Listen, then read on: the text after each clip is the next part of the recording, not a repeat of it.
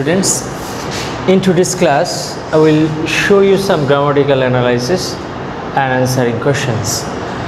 তো দেখো আমরা গত ক্লাসে যে সিন প্যাসেজটা পড়িয়েছি, আজকের ক্লাসটা হচ্ছে মূলত সেকেন্ড ইয়ারদের জন্য।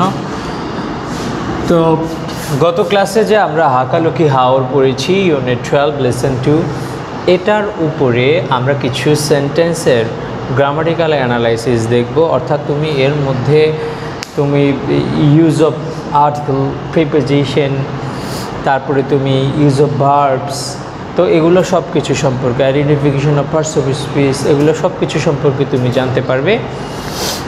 আর আমরা আরও কিছু প্রশ্ন আমরা এখান থেকে দেখব। তাহলে চলো আমরা শুরু করি। এখানে ফার্স্ট সেন্টেন্সটা এখানে দেওয়া আছে, Bangladesh is blessed with huge inland open water resources. তাহলে এখানে খেয়াল করো, তাহলে এটা একটা সেন্টেন্স, কারণ এখানে যে বাংলাদেশ এটা সাবজেক্ট রয়েছে, তারপরে ভার্ব আছে। তাহলে দেখো বাংলাদেশ হইল এখানে সাবজেক্ট, তার মানে সাবজেক্ট হিসাবে যেটা ব্যবহার হবে এটা হচ্ছে নাউন। ইজ ব্লেসড, ইজ এখানে অক্সিলারি ভার্ব, ব্লেসড এখানে মেইন ভার্ব। তাহলে এখানে দেখো এখানে প্যাসিভ হয়েছে। এখন বাংলাদেশ কিন্তু কাউকে আশীর্বাদ করেনি, বাংলাদেশ আশীর্বাদ পুষ্ট হয়েছে। সাবজেক্টটা কিছু করেছে এমন বুঝায়নি, ভার্বের কাজ সাবজেক্টের উপর যখন পতিত হয়, অর্থাৎ ভার্বের কাজটা যদি সাবজেক্ট দ্বারা সম্পন্ন না হয় সেক্ষেত্রে প্যাসিভ করতে হবে। আর ঠিক একই রকমভাবে প্যাসিভ করার সময় একটি অতিরিক্ত টু বি ভার্ব আনতে হবে এবং ভার্বের পাস্ট পার্টিসিপল ফর্ম করতে হবে, যার কারণে এখানে ইজের পরও ভার্বের পাস্ট পার্টিসিপল হয়েছে প্যাসিভের কারণে। তাহলে ইজ ব্লেসড, আর এই দুইটা মিলে এখানে হচ্ছে ভার্ব ফ্রেজ। এবার দেখো with huge inland open water resources. তাহলে এখানে দেখো উইথ এটা একটা প্রেপোজিশন, এই প্রেপোজিশনের পরে দেখো রিসোর্সেস, এইটা একদম দেখো লাস্ট ওয়ার্ড। তাহলে দেখো প্রেপোজিশনের পরে 1 2 3 4 5, অর্থাৎ ফিফথ যে ওয়ার্ডটা, এই ওয়ার্ডটা এখানে নাউন হবে, কারণ প্রেপোজিশনের পরে নাউন হয়, প্রেপোজিশনের পরে নাউন হয়, যার কারণে এই যে একটা ফ্রেজ যখন গঠিত হবে, এখানে খেয়াল করো এই যে প্রেপোজিশনের পরে যে ফ্রেজটা, এই যে টোটাল ফ্রেজ, এই ফ্রেজটা হচ্ছে এখানে একটা নাউন ফ্রেজ। এখানে দেখো কোনো ভার্ব নেই, হ্যাঁ এখানে দেখো কোনো ভার্ব নেই, তো যার কারণে প্রেপোজিশনের পরে নাউন হয়, আর প্রেপোজিশনের পরে যে ফ্রেজটা সেটা একটা নাউন ফ্রেজ। এবার এখানে খেয়াল করো ফ্রেজটাকে তুমি যদি আবার বিশ্লেষণ করো তাহলে দেখা যাবে যে রিসোর্সেস এটা একটা নাউন। কিভাবে বুঝলাম আমি নাউন? কারণ নাউনের শেষে এস বা ইয়ে যোগ করে প্লুরাল করা হয়, ওইখানে প্লুরাল করা হয়েছে দেখো।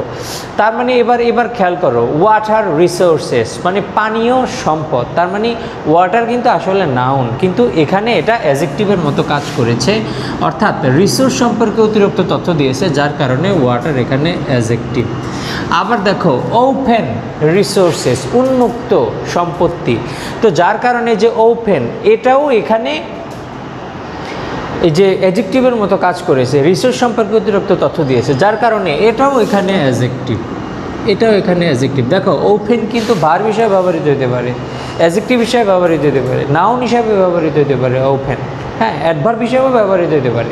তাহলে এখানে দেখো, তাহলে তোমাকে ফাংশনটা বুঝতে হবে। এখানে দেখো ওই যে নাউন সম্পর্কে অতিরিক্ত তথ্য দিয়েছে উন্মুক্ত সম্পত্তি, যার কারণে ওপেনটাও এখানে অ্যাডজেক্টিভ। আবার দেখো ইনল্যান্ড অভ্যন্তরীণ, তাহলে এখানে দেখো অভ্যন্তরীণ সম্পদ, তাহলে প্রত্যেকটা কথা এই যে এটাকে মডিফাই করছে, যার কারণে ইনল্যান্ডটাও এখানে অ্যাডজেক্টিভ। আবার দেখো হিউজ অনেক বড় সম্পত্তি, এটাও এখানে দেখো এই যে হিউজটাও রিসোর্সকে মডিফাই করছে, যার কারণে হিউজটাও এখানে অ্যাডজেক্টিভ। তাহলে দেখো একটা নাউনের আগে 4টা অ্যাডজেক্টিভও বসতে পারে।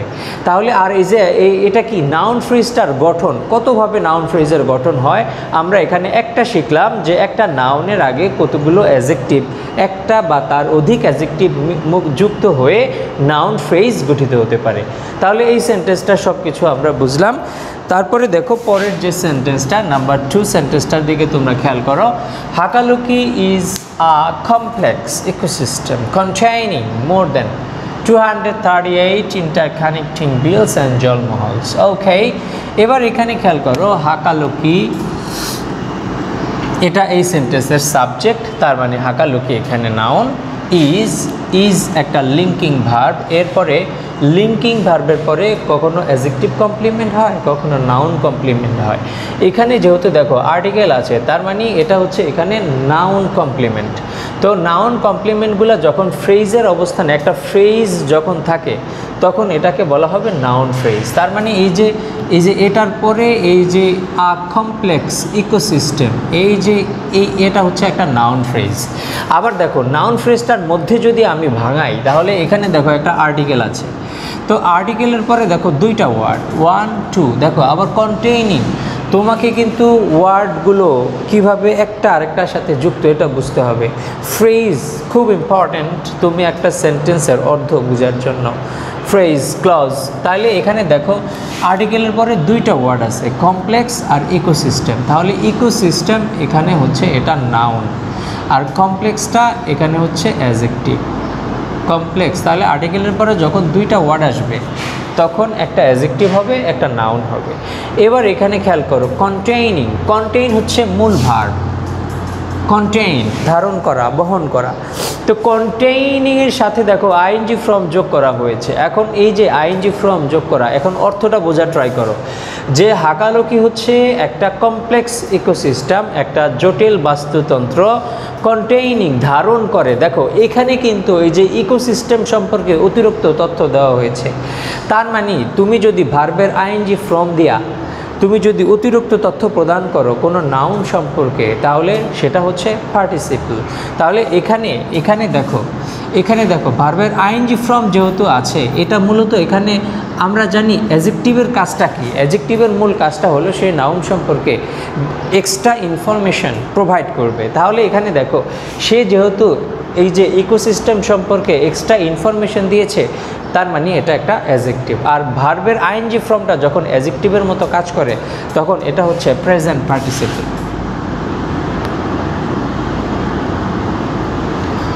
ওকে, এবার দেখো মোর দেন 238, এখানে দেখো ইন্টারকানেক্টিং বিলস।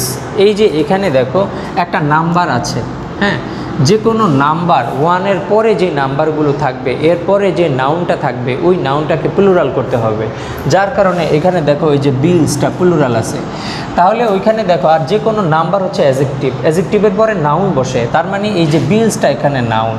তাইলে বিলের আগে ইন্টারকানেক্ট, এই দেখো ইন্টারকানেক্ট, এই যে এটা কিন্তু একটা ভার্ব, আবার এখানে কিন্তু ইন্টারকানেক্টিং ভার্বের আইএনজি ফর্ম।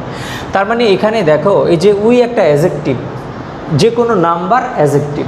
তাহলে মানে এই যে অ্যাডজেক্টিভের পরে দেখো এ একটা অ্যাডজেক্টিভ, আবার দেখো এটা তো নাউন হইতে পারে না, এখানে এ একটা, তাইলে এটা হচ্ছে এখানে নাউন। তাহলে নাউনের আগে এটা এখানে অ্যাডজেক্টিভ। তাহলে দেখো এখানে ঠিক একইভাবে ভার্বের আইএনজি ফর্ম অ্যাডজেক্টিভের মতো কাজ করেছে, যার কারণে এটাও প্রেজেন্ট পার্টিসিপল এখানে।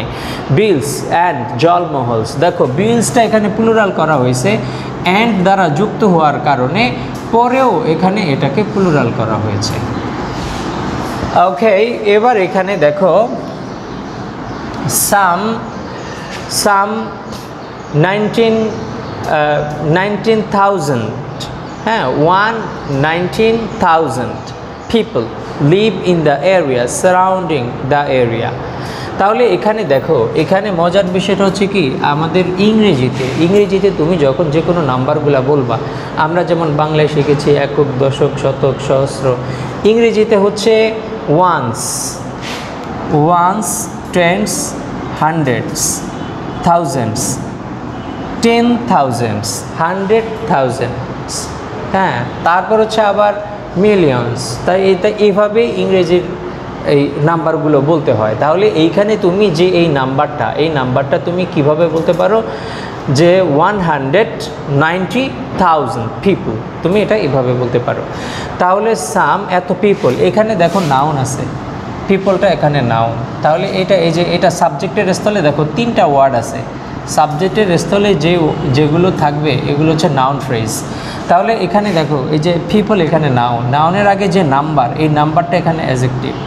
আবার সামও একটা অ্যাডজেক্টিভ, এটা ডিটারমাইনার। সামের পরে যে নাউনগুলো আসে এই নাউনগুলো প্লুরাল, পিপল হচ্ছে প্লুরাল।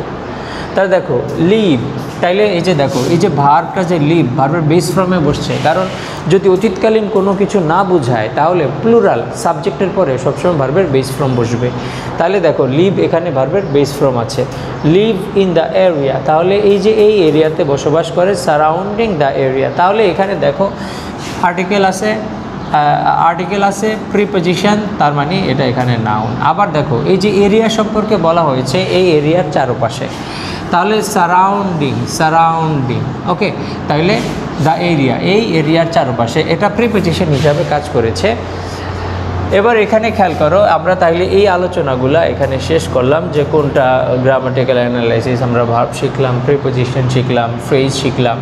তো এবার দেখো আমরা প্রশ্নগুলো বোঝার ট্রাই করি।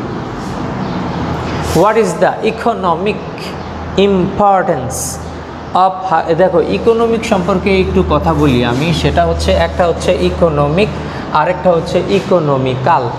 ইকোনমিক্যাল শব্দের অর্থ হচ্ছে মিতব্যয়ী, যে কম ব্যয় করে, আর ইকোনমিক অর্থ হচ্ছে এটা কিন্তু অর্থনৈতিক, এটার বাংলা ইংলিশ হচ্ছে ইকোনমিক, আর মিতব্যয়ী এটা হচ্ছে ইকোনমিক্যাল। তাহলে what is the economic importance, অর্থনৈতিক কি গুরুত্ব রয়েছে অফ হাকালুকি হাওরের, এক্সপ্লেইন ইন 2 or 3 সেন্টেন্সেস। তাহলে তুমি সরাসরি কিন্তু সিন প্যাসেজে এই আনসারটা তুমি পাবে না, এটা তোমার নিজেকে তোমার সেন্টেন্সটা গঠন করতে হবে। তুমি যখনই কোনো সেন্টেন্স লিখবা তখনই তোমার সাবজেক্ট ভার্ব এগুলো তোমার ঠিক করতে হবে। তাহলে দেখো হাকালুকি হাওর ইজ ইকোনমিক্যালি ইম্পর্ট্যান্ট, তাহলে হাকালুকি হাওর হচ্ছে দেখো subject, Hakaluki Haor is economically important, বলছে এটা অর্থনৈতিকভাবে এটা গুরুত্বপূর্ণ।